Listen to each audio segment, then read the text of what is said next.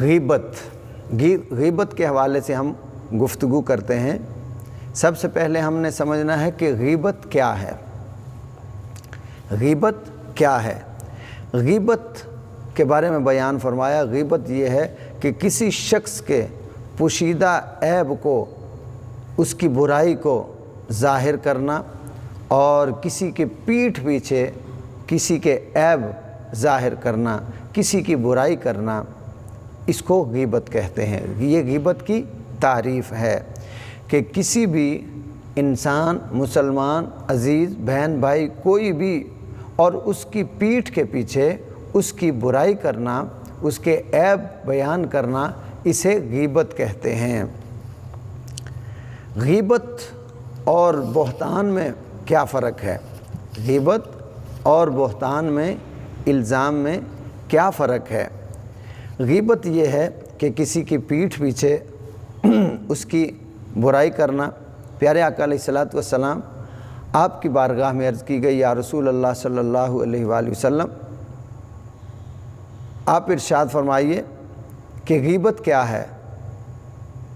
جب عرض کی گئی تو پیارے آقا علیہ الصلوۃ والسلام آپ نے ارشاد فرمایا کہ غیبت کسی اپنے بھائی کی پیٹھ پیچھے اس کی برائی کرنا۔ اور عرض کی گئی، یا رسول اللہ صلی اللہ علیہ وآلہ وسلم، بہتان کیا ہے؟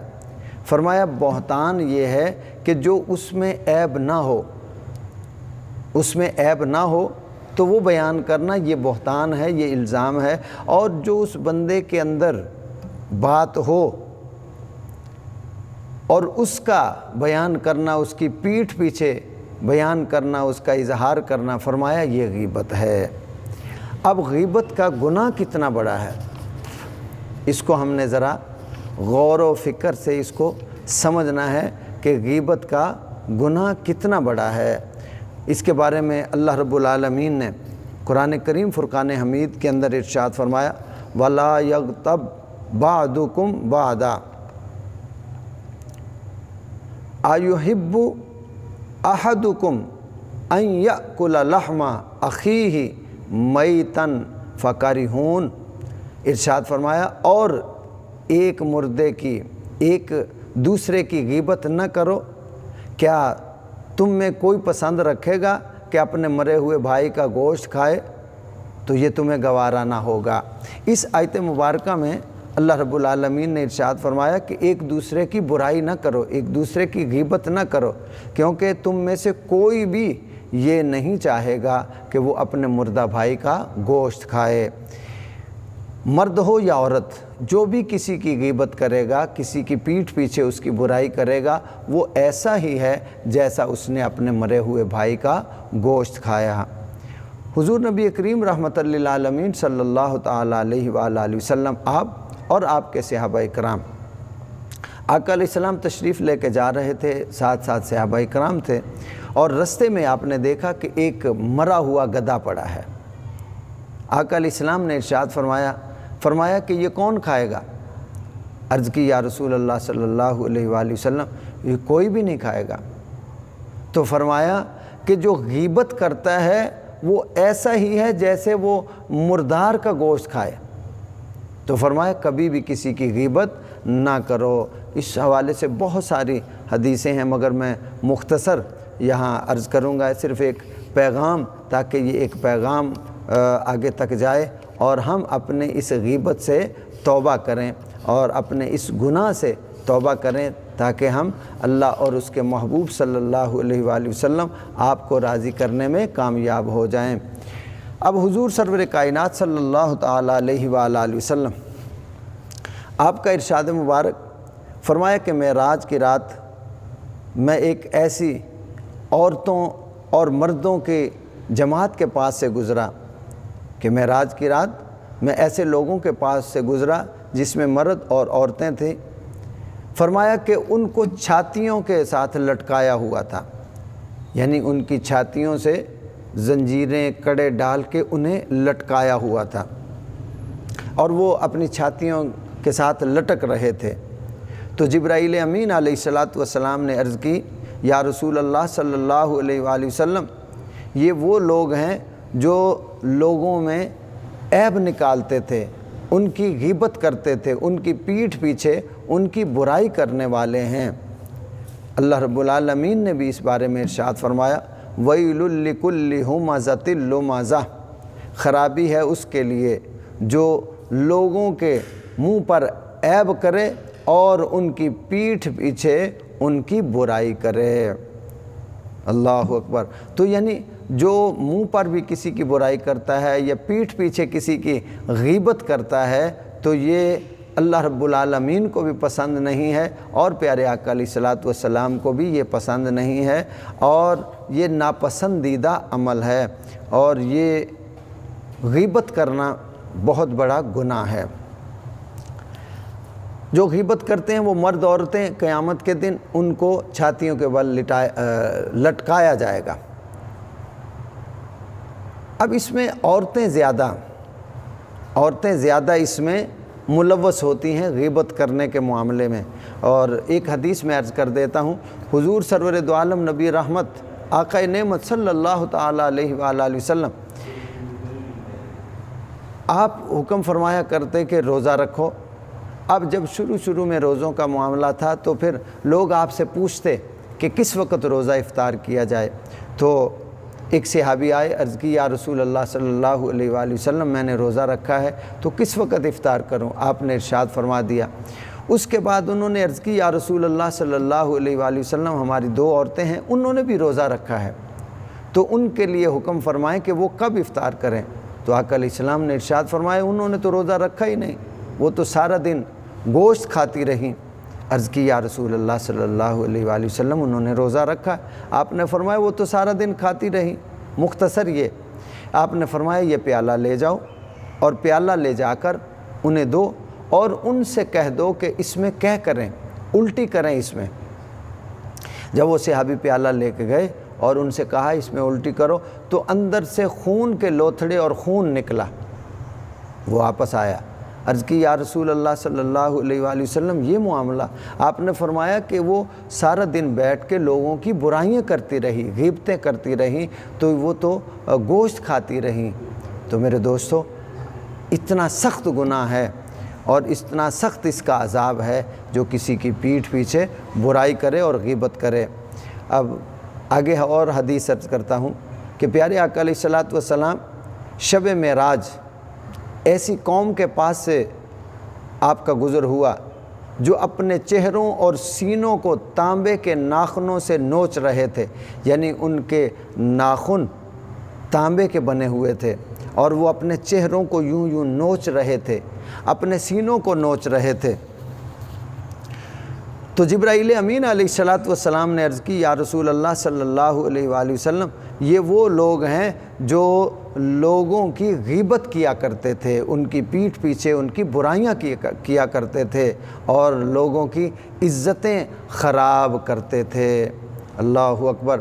اب مفسر شہیر حکیم الامت حضرت مفتی محمد احمد یار خان نعیمی رحمۃ اللہ تعالیٰ علیہ اس حوالے سے فرماتے ہیں کہ ان پر خارش کا عذاب مسلط کر دیا گیا تھا اور ناخن تانبے کے ان کے بنا دیے گئے تھے اور وہ نوک والے تھے، یعنی جو غیبت کرنے والے لوگ تھے جہنم میں ان پر اللہ نے خارش کا عذاب مسلط کر دیا اور ان کے ناخن تانبے کے بنا دیے، پیتل تانبا اس کے بنا دیے، اور نوک والے اس سے وہ خارش کرتے تھے، کھجلی کرتے تھے تو ان کے چہرے زخمی ہوتے تھے اور ان کے سینے زخمی ہوتے تھے۔ یہ خدا کی طرف سے ان پر سخت عذاب تھا۔ تو میرے دوستو یہ واقعہ کے بعد حضور اقدس صلی اللہ علیہ وآلہ وسلم آپ نے ارشاد فرمایا کہ یہ واقعہ میں نے خود دیکھا ہے، اپنی آنکھوں سے دیکھا ہے کہ ان کے ساتھ یہ حشر ہو رہا تھا اور ان میں زیادہ عورتیں ہیں اور جو اس غیبت کے معاملات میں زیادہ الجھ جاتی ہیں اور زیادہ غیبتیں کرتی ہیں۔ تو میرے دوستو ایک اور حدیث سماعت فرمائیں۔ حضرت سیدنا ابو سعید خضری رضی اللہ تعالیٰ عنہ آپ روایت کرتے ہیں کہ حضور سرور کائنات صلی اللہ تعالیٰ علیہ وآلہ وسلم آپ نے ارشاد فرمایا کہ جس رات مجھے آسمانوں کی سیر کرائی گئی تو میرا گزر ایک ایسی قوم پر ہوا جن کے پہلوؤں سے گوشت کاٹ کاٹ کر انہیں کھلائے جا رہے تھے، انہی کا گوشت کاٹ کے انہیں کھلایا جا رہا تھا، اور انہیں کہا جاتا تھا تم اپنے بھائیوں کا گوشت کھایا کرتے تھے نا، تو اب اپنا گوشت کھاؤ۔ تو عرض کی گئی، جبرائیل امین علیہ السلام عرض کرتے ہیں یا رسول اللہ صلی اللہ علیہ وآلہ وسلم، یہ وہ لوگ ہیں جو دنیا میں اپنے بھائیوں کی غیبت کیا کرتے تھے، کہ اپنا ہی گوشت ان کا، وہ اپنا ہی گوشت کاٹ کے کھا رہے ہیں، یا انہی کا گوشت انہیں کاٹ کاٹ کے دیا جا رہا ہے، وہ اپنا ہی گوشت کھا رہے ہیں۔ اور عرض کی جبرائیل امین علیہ السلام نے آقا یہ وہ لوگ ہیں جو دنیا میں اپنے بھائیوں کا گوشت کھاتے تھے، یعنی کہ ان کی غیبت کیا کرتے تھے، اور غیبت کر کر کے جو ہے نا انہوں نے اپنے آپ کو اس حشر تک پہنچایا ہے۔ تو میرے دوستو، ہمیں چاہیے کہ ہم غیبت سے اپنے آپ کو بچائیں، کبھی کسی کی غیبت نہ کریں، یہ صرف کانوں کا چسکا ہوتا ہے، اور غیبت کرنے والا بھی گنہگار ہوتا ہے، اور غیبت جس کی ہو رہی ہے اس کو تو فائدہ ہو رہا ہے، لیکن کرنے والا گنہگار ہو رہا ہے، اور جو سننے والا ہے وہ بھی گنہگار ہو رہا ہے۔ حضرت سیدنا عبداللہ بن عباس رضی اللہ تعالی عنہما سے روایت ہے کہ حضور سرور کائنات فخر موجودات صلی اللہ تعالی علیہ وآلہ وسلم، آپ نے معراج کی رات جہنم میں ایسے لوگ دیکھے جو مردار کھا رہے تھے۔ تو جبرائیل امین علیہ السلام نے عرض کی یا رسول اللہ صلی اللہ علیہ وآلہ وسلم، یہ وہ لوگ ہیں جو گوشت کھاتے، یعنی غیبت کرتے تھے، وہ مردار کا گوشت کھا رہے تھے۔ جبرائیل امین علیہ السلام نے عرض کی آقا یہ وہ لوگ ہیں جو لوگوں کی غیبت کیا کرتے تھے۔ اور ایک شخص دیکھا کہ اس کا رنگ سرخ اور آنکھیں انتہائی نیلی تھیں، تو عرض کی یا رسول اللہ صلی اللہ علیہ وآلہ وسلم، یہ وہ شخص ہے جس نے حضرت نوح علیہ السلام کی اونٹنی کی ٹانگیں کاٹی تھی۔ تو دوستو، کتنا بڑا گناہ ہے، اور ہم چسکے لے لے کے لوگوں کی برائی سنتے ہیں، اور چسکے لے لے کے لوگوں کی برائی کرتے ہیں، وہ ایسا ہے، اس نے ایسا کیا، اس کے ساتھ ایسا ہوا۔ ہمیں بالکل ان چکروں میں نہیں پڑنا چاہیے۔ ایک تو پرفتن دور ہے، ہمارے پاس پہلے ہی نیکیاں نہیں ہیں، نیکی ہمیں مفت کی ملے تو وہ بھی ہم نہیں کرتے، مگر گناہ ہم خرید کے لیتے ہیں۔ اس قدر پرفتن دور ہے۔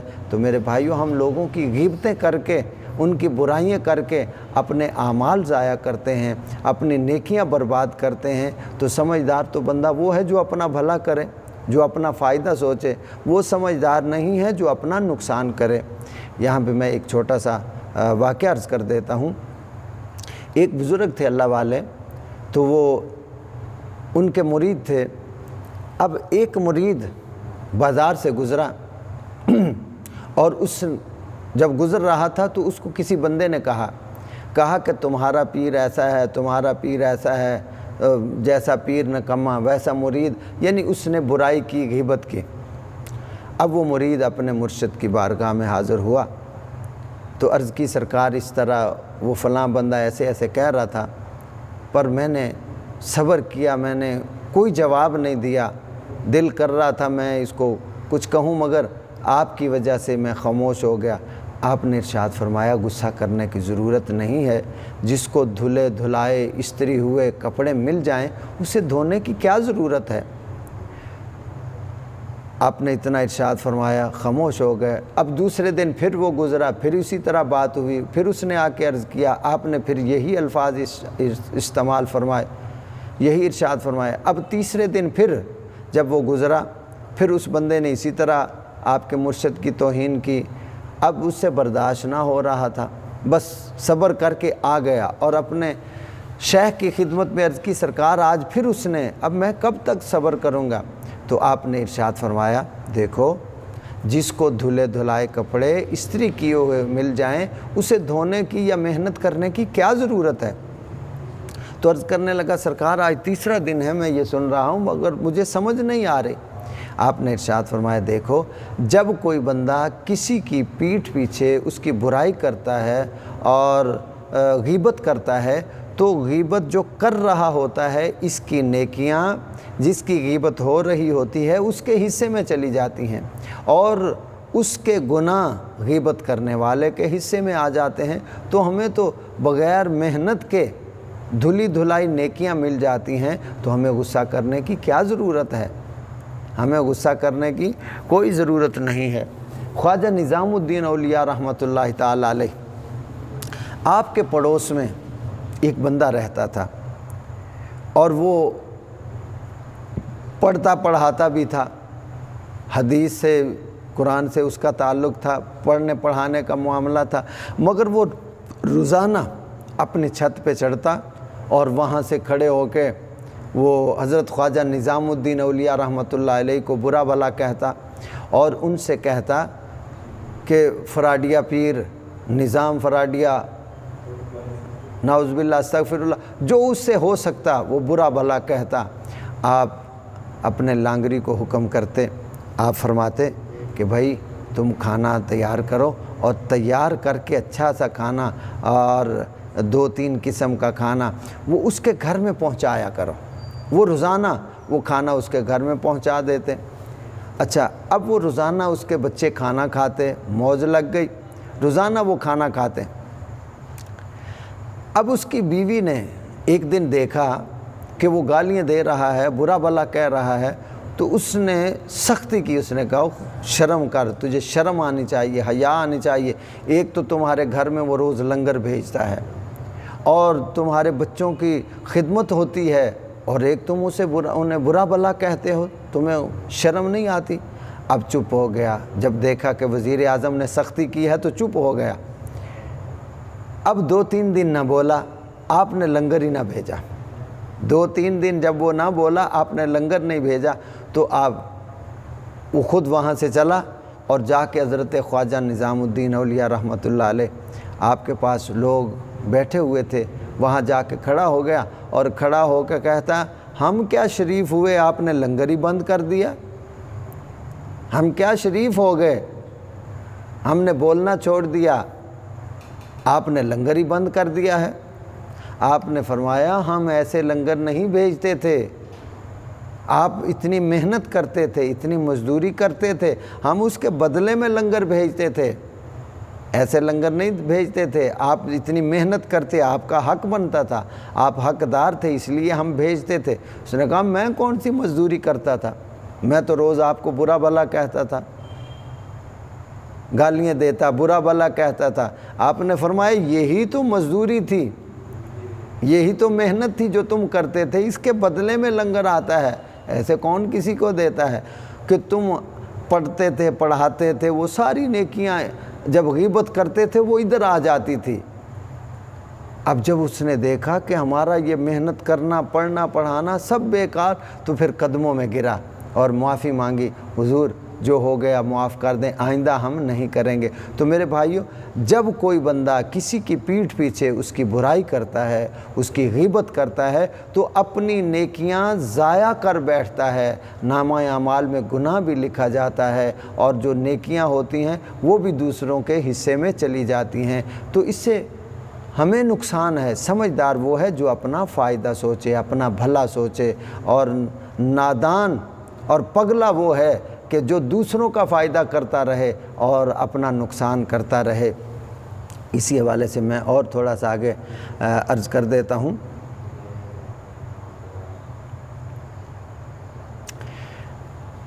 غیبت کی تباہ کاریاں۔ اب اس میں ایک اللہ کے پیارے بندے نے یہ بات لکھی ہے کہ حضرت سیدنا حاتم رحمۃ اللہ تعالیٰ علیہ آپ فرماتے ہیں کہ ہمیں یہ بات پہنچی ہے کہ غیبت کرنے والا جہنم میں بندر کی شکل میں بدل دیا جائے گا۔ حضرت سیدنا حاتم عاصم رحمۃ اللہ تعالیٰ علیہ آپ فرماتے ہیں کہ ہم تک یہ بات پہنچی ہے کہ غیبت کرنے والا جہنم میں بندر کی شکل میں بدل دیا جائے گا، کہ جو یہاں دنیا میں لوگوں کی غیبت کرے گا، ان کی پیٹھ پیچھے برائیاں کرے گا، فرمایا کہ وہ جہنم میں بندر کی شکل میں ہوگا، اس کی شکل بدل دی جائے گی۔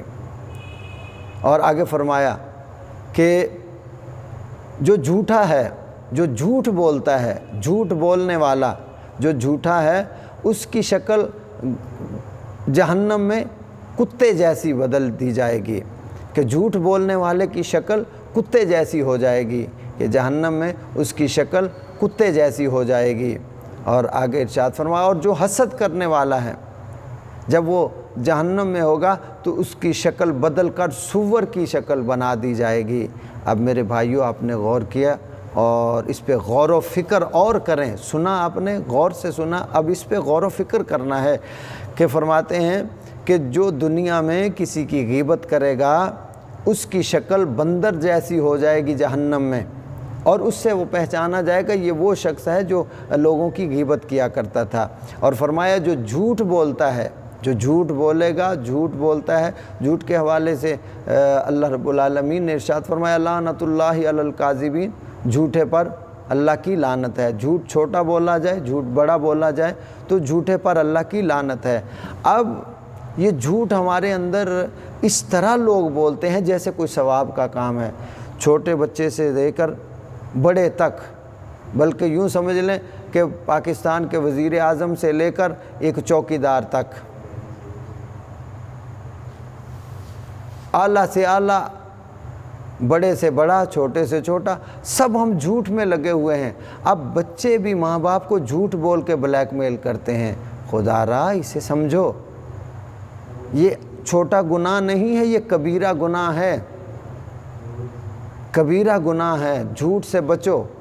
ہاں، جھوٹ وہاں پہ بولنا جائز ہے اگر میاں بیوی میں لڑائی ہو تو وہاں جھوٹ بول کے ان کی صلح کرا دی جائے، یا کسی کی عزت کا جانے کا ڈر ہو، کسی کی عزت کا نقصان ہے تو جھوٹ بول کے ہم اس کی عزت بچا لیں۔ اگر ہمارے جھوٹ سے اس کی دولت، اس کی جائیداد بچ سکتی ہے تو جھوٹ بول کے ہم اس کو بچا دیں۔ کسی کی عزت بچتی ہے وہ بچا دیں۔ صلح کا معاملہ جھوٹ بول کے صلح ہو سکتی ہے تو ہم صلح کروا دیں، ان کو لڑائی جھگڑے سے، قتل و غارت سے بچا لیں۔ اسی طرح اگر شوہر ہے اور بیوی کو خوش کرنے کے لیے اگر کبھی اس میں کوئی شک یا کوئی ایسا ہو جائے تو وہ جھوٹ بول کے اس کے ذہن کو صاف کر سکتا ہے، اتنی تو اجازت ہے۔ اس کے علاوہ کسی کو جھوٹ بولنے کی اجازت نہیں ہے۔ جو جھوٹ بولے گا اس پہ اللہ کی لعنت ہے۔ تو فرمایا جو غیبت کرے گا وہ جہنم میں بندر کی شکل میں آئے گا، اور جو جھوٹ بولے گا وہ کتے کی شکل میں ہوگا۔ اور فرمایا جو حسد کرے گا، حسد کیا ہے کہ کسی کی کوئی، اللہ نے کسی کو نعمت عطا فرمائی، اس کو دیکھ کے ہائے اس کے پاس کیوں آ گئی۔ کسی کی گاڑی دیکھی تو دل میں حسد پیدا ہو گیا، کسی کا گھر دیکھا، بچے دیکھے، بیوی دیکھی، بھائی دیکھا، شوہر دیکھا، دل میں کہ ہائے اتنا، اور دل سے ہائے نکالی۔ یہ ہے حسد۔ اس کو دیکھ کے ماشاءاللہ بولیں اور اللہ سے دعا کریں یا اللہ اس کو اور برکت دے، اور یا اللہ ہمیں بھی عطا فرما۔ حسد نہ کریں بلکہ اللہ سے دعا کریں، اور اس کے لیے بھی دعا کریں، اپنے لیے بھی اپنے رب سے مانگیں۔ فرمایا جو حسد کرے گا وہ قیامت کے دن جہنم میں خنزیر کی شکل میں ہوگا، سور کی شکل میں ہوگا۔ حضرت سیدنا امام محمد بن محمد غزالی رحمۃ اللہ تعالی علیہ منہاج العابدین میں نقل فرماتے ہیں کہ حضرت سیدنا ابراہیم بن ادم رحمۃ اللہ تعالی علیہ آپ نے ارشاد فرمایا کہ میں کوہ لبنان میں کئی اولیاء کرام رحمۃ اللہ تعالی علیہ کی صحبت میں رہا، اور ان میں سے ہر ایک نے مجھے یہی وصیت کی کہ جب لوگوں میں جاؤ تو انہیں ان 4 باتوں کی وصیت کرنا، نصیحت کرنا۔ نمبر 1، فرمایا جو پیٹ بھر کر کھائے گا اسے عبادت کی لذت نصیب نہیں ہوگی۔ آپ فرماتے ہیں جو پیٹ بھر کر کھائے گا اسے عبادت کی لذت نصیب نہیں ہوگی، یعنی کھانا کم کھانا چاہیے، زیادہ نہیں کھانا چاہیے کہ جس سے سستی اور غفلت پیدا ہو جائے اور پھر وہ عبادت میں لذت بھی نصیب نہیں ہوتی۔ نمبر 2، فرمایا جو زیادہ سوئے گا اس کی عمر میں برکت نہ ہوگی، یعنی زیادہ سونے والے کی عمر میں برکت نہ ہوگی۔ نمبر 3 ارشاد فرمایا کہ جو صرف لوگوں کی خوشنودی چاہے گا وہ رضائے الہی سے مایوس ہو جائے گا۔ جو یہ چاہے کہ لوگ خوش ہو جائیں، لوگ خوش ہو جائیں اور لوگ راضی ہو جائیں، لوگ مجھ سے محبت کریں، تو فرمایا پھر اللہ کی رضا سے وہ مایوس ہو جائے گا، اللہ کی رضا پھر اسے نصیب نہیں ہوگی۔ کہ جو دنیا کو راضی کرنے کے لیے کام کرے گا اللہ کی رضا اسے نصیب نہیں ہوگی۔